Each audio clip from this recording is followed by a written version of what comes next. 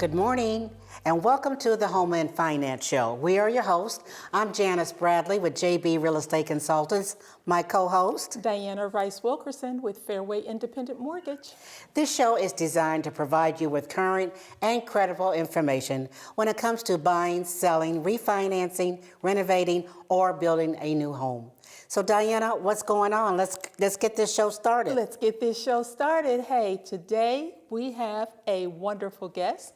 His name is Curtis Gregory with Gregory Home Inspections. Okay. You guys, this is one of those situations where it's a part of the buying process, many times not required, but very much encouraged. And oftentimes we get confused around what the inspection is and what the appraisal is. And guess what, as Janice and I always say, when we have guests, we bring you the best of the best. Yeah, and so I would love to introduce you to Mr. Curtis Gregory. Good morning, Good morning, Curtis. Good morning. Glad to be here. Well, we know that you have pretty much a short window, so we want to get right into it. Curtis, talk to us a little bit first off about the difference between a home inspection and an appraisal. Okay. Yes, a home inspection is pretty much a snapshot of the condition of that house on a particular day and time. So when I come out to do an inspection, I'm giving you my opinion based upon what I see that particular day and time on the condition of the house, the systems and components of the house. And that's a different discipline from an appraisal. An appraiser will come out and assess the house for value. And they use a lot of different systems or figures in order to do that. One may be to look at the houses that have sold in the neighborhood within a particular period of time, similar homes, and the condition of the home, the neighborhoods, and so on. That has nothing to do with what I do as an inspector, because I'm looking at that house based upon what may be wrong with it, what systems and components may be wrong and may need to have repairs or replacements. So it sounds like you're looking more at condition and the appraiser's looking at value. That's correct. Fantastic. So share with us what the customer can expect on the day of inspection when they're present with you. Well, on the day of the inspection, typically what I'll do is, first of all, ask them if they have any particular concerns or interests with anything of the house that they want me to pay closer attention to. And I do that because I know that by the time I get to the house, I know that they have at least been through that house once or twice before. And so they maybe have seen something that they're not sure of, and they want me to pay closer attention to. So I will ask them about that, and then I'll make sure that I note that. And when I look at that, I'll share them what my opinion is of what it is they want me to look at. The other thing that I'll do is definitely try to assist them and show them the shut-off valves for your gas, your water, show them the main electrical box where it's located, what and what not to do if the lights go out, that type of thing.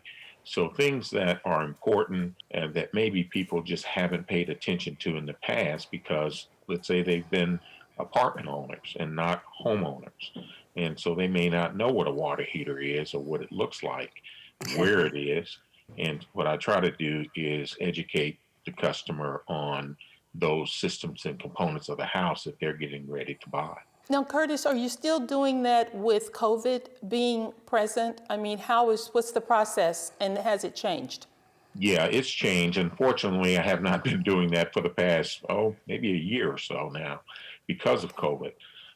What I try to do now is go in, and what I do now is go in, I'm suited up, I'm masked up, and in most cases, I'm the only person in the house.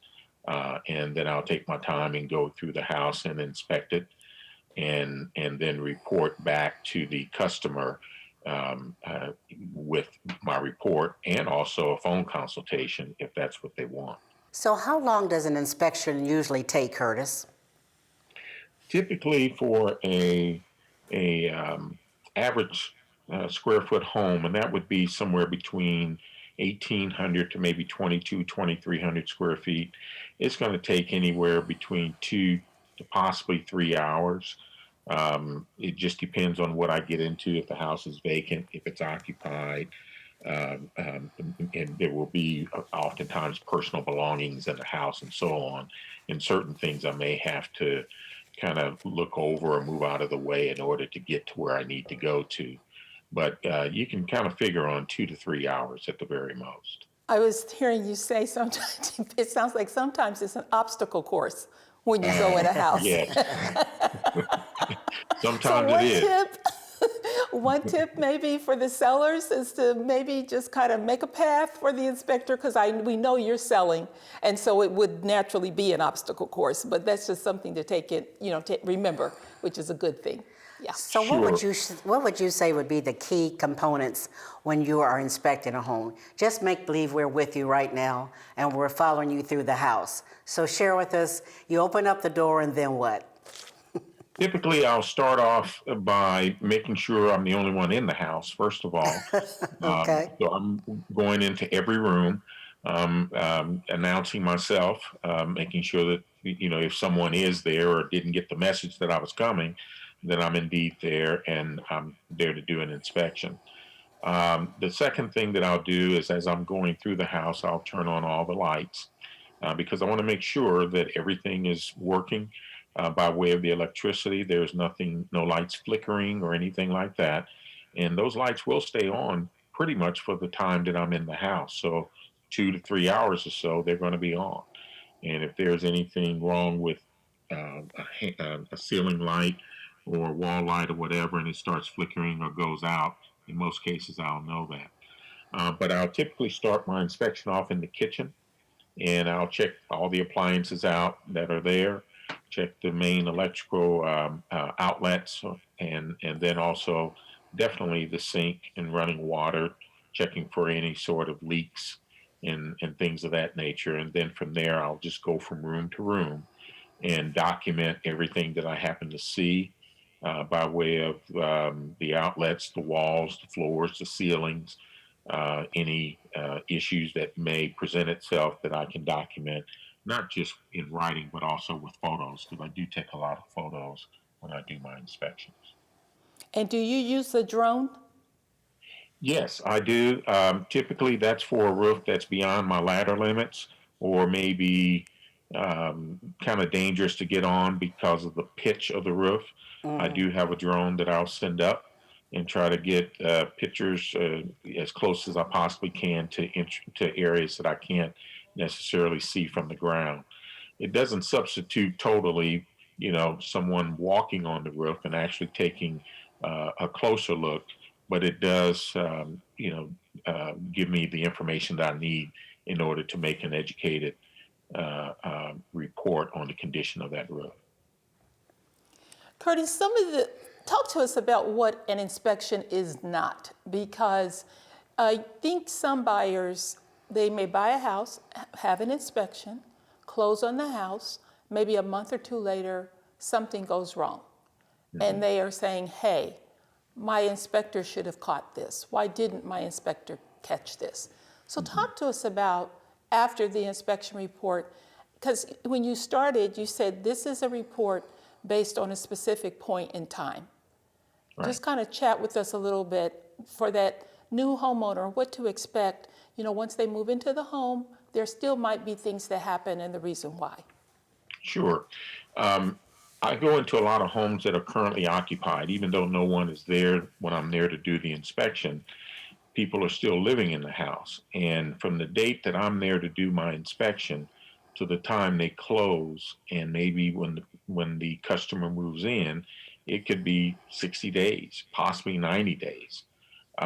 So a lot can happen in between the day that I'm there doing my inspection and the time the new customer moves in, new homeowner moves into the house. But if it's something, meaning if it's an item that was clearly there, or it looked like it could have been clearly there when I was there to do my inspection a few months ago, or a month or so ago, and it's still there now, and either it was omitted or overlooked, then that's something that should be addressed by the inspector and taken care of. However, we realize that sometimes things happen when people are living in the house, and you may wind up having something happen, and the people that live in the house did not necessarily convey that to the new homeowners, and but yet that condition is still there when the new homeowners move in. But again, an inspection is a snapshot on the condition of that house the day I was there and the time I was there, and that is based upon what I put in my report, because I can't tell you what it looked like, after I leave, but I can tell you what it looked like when I was there. And that's one of the reasons I try to document to the extent possible, not only again in writing in the report, but also with photos as well. So Curtis, share with us how you actually make up your report. So I guess now we talk about maintenance items, safety items, major items. Just kind of give us an idea of what you feel will be most important to the consumer. I like to think most, if not all, of the items are important, but there's some more important than others. One definitely would be safety. Any repair or replacement items that need to take place. For example, if I'm looking at the furnace and it looks to me like the furnace has aged beyond its useful life expectancy, in most cases 15 to 20 years, and that furnace is beyond that, definitely that's something that's going to be noted in the report. And I'm sure the customer want to know if they're going to have to maybe replace that furnace, after they move into the house, because that's a big ticket item. Likewise with the roof, gutter system, the plumbing, the electrical. Those things are big ticket items for homeowners, because in most cases, when you need those to be repaired or replaced, it costs thousands of dollars to do that. And so I try to make sure that a big emphasis on information is placed definitely on those items. And then there's maintenance type items, maybe a room, the paint is starting to look dull or starting to chip and peel. Well, that's a maintenance item. They need to scrape, prime, and paint a room or ceiling. And then there's a section in my concerns where I will list any comments or note any comments that I have overall about a particular item or house. And I try to make sure that that's down there. It may not necessarily be picked up in the safety, repair, replace, or repair or maintenance, but it's definitely picked up in my comment section that I want the customer to know about. Are Then, you concerned about any cosmetic issues? if I see it, yes, I'll bring it up. I mean, if there is just a scratch on the wall, or something that does not break paint or does not break the drywall or anything like that, if I see it, I'll take a picture of it and I'll make note of it, especially if it's in a new construction or new home. But I try to make sure that I document what it is I see. If I can see it and I can inspect it, if I can get to it, see it, and inspect it, then I can document it as well. But I try to, again, document everything that I see. Curtis, is a termite inspection a part of your standard inspection process? Only if it's requested. I have somewhat of a what we call an a la carte type of charge or how do I want to say it? Offering people what they want. If they want a termite inspection, they can have it. They may not want it because it's an additional charge. If they want a radon test done, I can get that done. They may not want it done. If they want a well test done or water test done, I can get that done. So it's an a la carte type of billing system.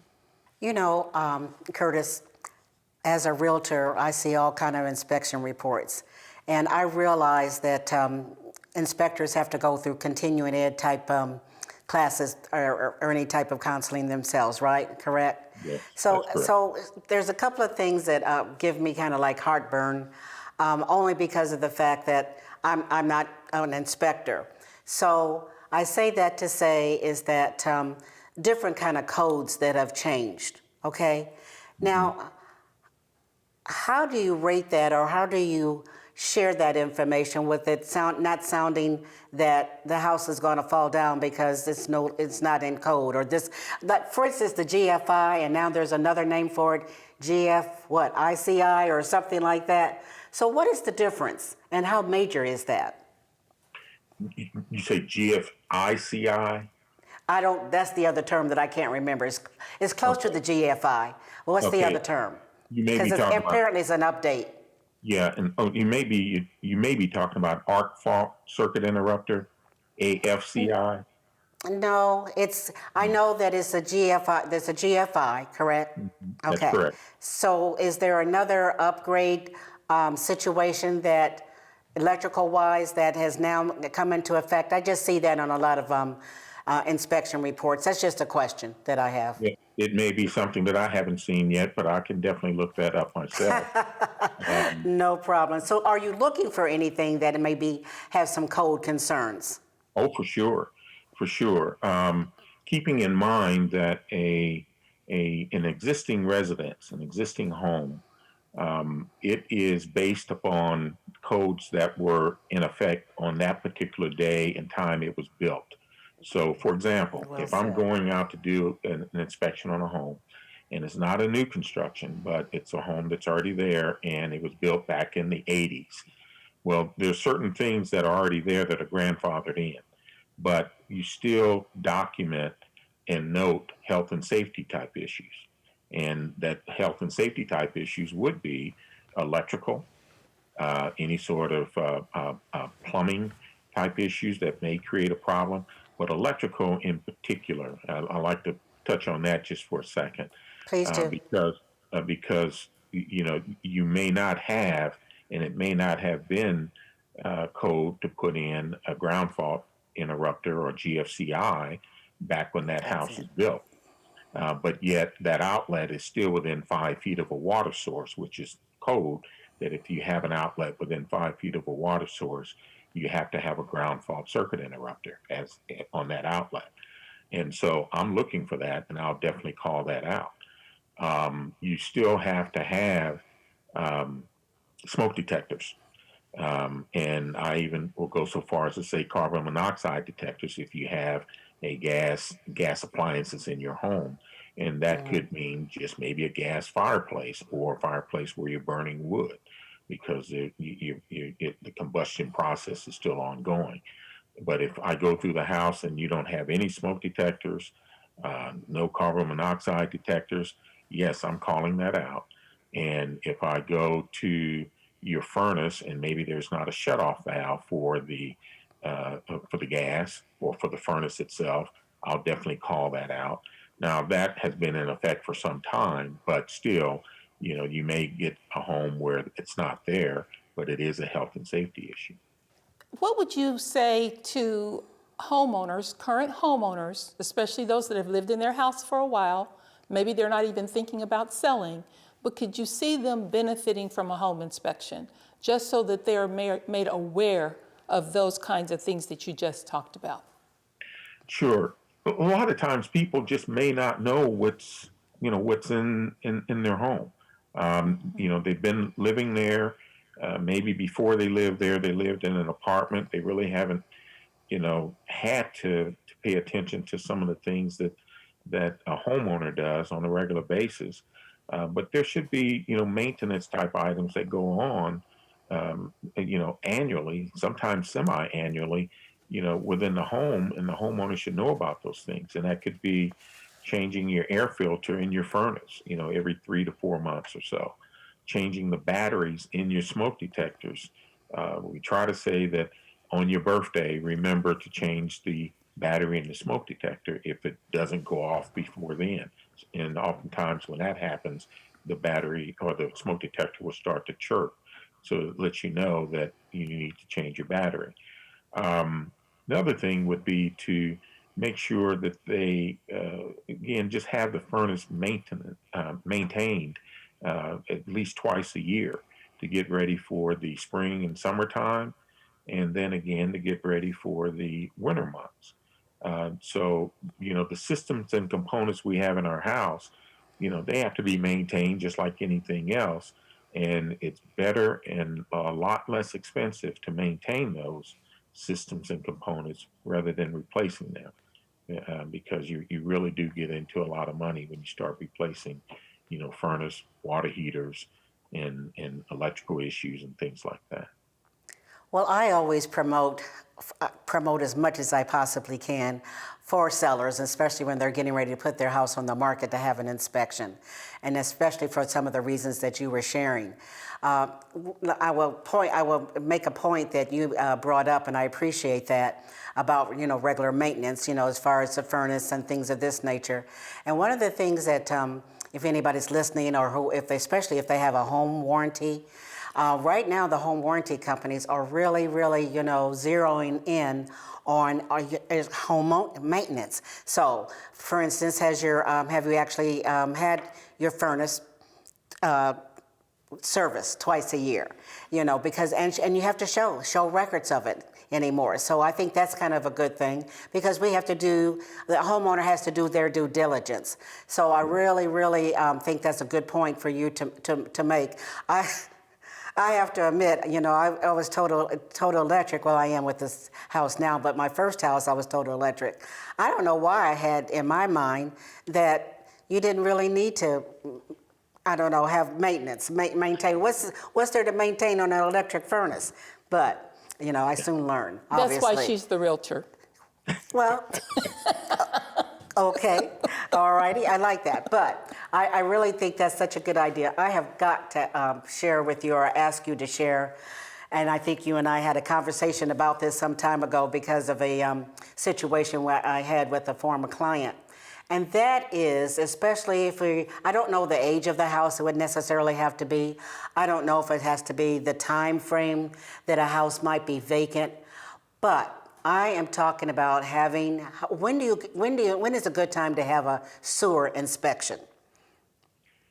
I would say if you are a buyer, it does not hurt to have that done um, before you buy, because what we're starting to find out more and more now is that over time, your sewer lines either will get partially blocked or all the way blocked. It may be tree roots.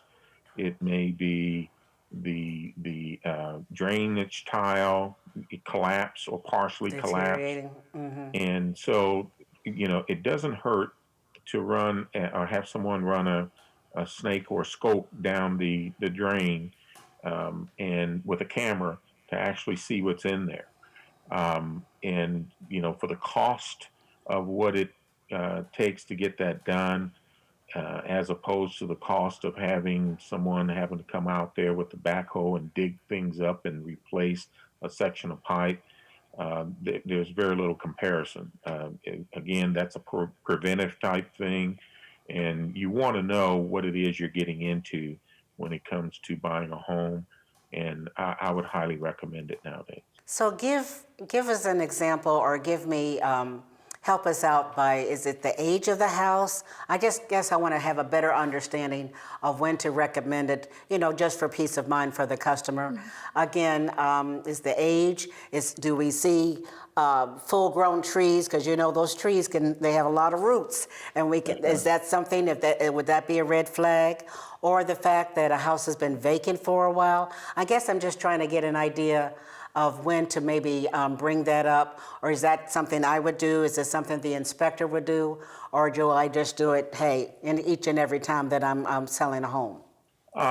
What I try to do is that some of the things you've already mentioned, if there are mature trees on the property, and especially if they're close to the house, where it looks like the root system may be close to the house, that's a concern. Even though I can't see it from above ground, again, to have somebody come out with a snake to go in there, it would hopefully alleviate some of those concerns. If the age of the house is one as to where it was built, I would say pre 19, 50. And it could be even earlier than that or later than that. I would say it would be a good idea because they were using, like the terracotta type drainage tile back then, Okay. and over time that type of tile will have a tendency to deteriorate and crack, and now your water is not, or your drain line is not completely draining, and you may have water in that line may eventually back up into your house. So I would say those are the type of things I'll look at and try to request of the customer that that's something, or advise the customer that that's something that they may want to have done. Thank you for that. So one more question. I asked you this, but let's talk about the fact of the house being vacant. Does that mean anything, Curtis? We don't often know, but but houses can be vacant for a year. They could be vacant for 2 years or what have you. So there be a time frame? And I'm just trying to get this out just so that we're all a little bit more aware and more educated. So again, if a house has been vacated 6 months or even a year, should that be a good time we also might want to recommend the sewer inspection? Yes, for sure, because just like anything else, systems and components, they work better when they're continuously working. Or in other words, somebody's living in the house and they're flushing the toilets, they're running water in the sinks and the tubs and so on. But when they're not working, in other words, when the house is vacant, and it has been vacant for a while, you have changes in temperatures, you have just the normal deterioration of pipes, of fixtures and things like that can create leaks down the road. And I think that it would not hurt that if it's been vacant, definitely for 6 months or more, to have that done as well. You have done a fantastic job of answering a lot of our questions, a lot of concerns, educating us all. Curtis, we really appreciate it. We're going to put names on people, and we're going to put you as the Inspector Whisperer, okay? But we certainly do appreciate your sharing this information. Please give out your how people can get a hold of you. Sure. You can get a hold of me, obviously, by my cell phone, area code 317-514-6939. And then my email address is CCR, that's like Curtis Robert, Gregory, GREGORY, the number 1, @gmail.com. One more time, your telephone number. Area code 317-514-6939. Thank you. Have a Thank you, great day. Curtis. Bye-bye. Thank you.